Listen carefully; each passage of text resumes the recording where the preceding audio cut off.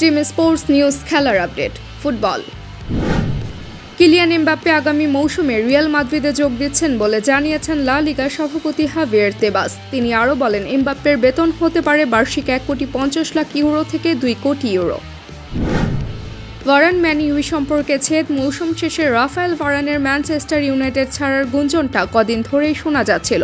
অবশেষে সে গুঞ্জনই এলো আনুষ্ঠানিক ঘোষণা হয়ে। ভারানের সঙ্গে মৌসুম শেষে ইউনাইটেডের চুক্তির মেয়াদও শেষ হবে। তারপরই তার ক্লাব ছাড়ার বিষয়টি নিশ্চিত করেছে ইউনাইটেড কর্তৃপক্ষ।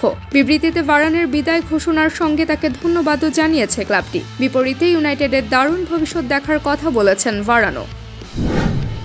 আবাহনীকে হারিয়ে ফেডারেশন কাপের ফাইনালে কিংস। কাগজে কলমে দেশের ফুটবলে দুই বড় শক্তি বসুন্ধরা কিংস ও আবাহনী লিমিটেড। খেলায় বসুন্ধরা কিংসের সামনে দাঁড়াতেই পারেনি আকাশী নীলরা। বসুন্ধরার হয়ে গোল করেন রবসন, ডোরিয়ালটন এবং ইব্রাহিম। আগামী 14 জুন ফাইনালে মোহামেডানের মুখোমুখি হবে কিংস। ক্রিকেট টি-20 বিশ্বকাপের দল ঘোষণা করেছে বাংলাদেশ ক্রিকেট বোর্ড। মিরপুর শেরে বাংলা স্টেডিয়ামের প্রধান নির্বাচক গাজী আশরাফ হোসেনের নির্বাচক কমিটির ঘোষণা করা দলে কোনো চমক নেই।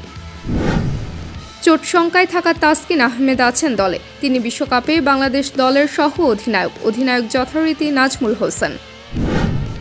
আইপিএলে ইম্প্যাক্ট বদলির নিয়মকে ভালো মনে হচ্ছে শাস্ত্রী অশ্বিনের। তারা মনে করেন এতে করে খেলায় উত্তেজনা বাড়ে এবং খেলা আরও বেশি প্রতিযোগিতামূলক হয়।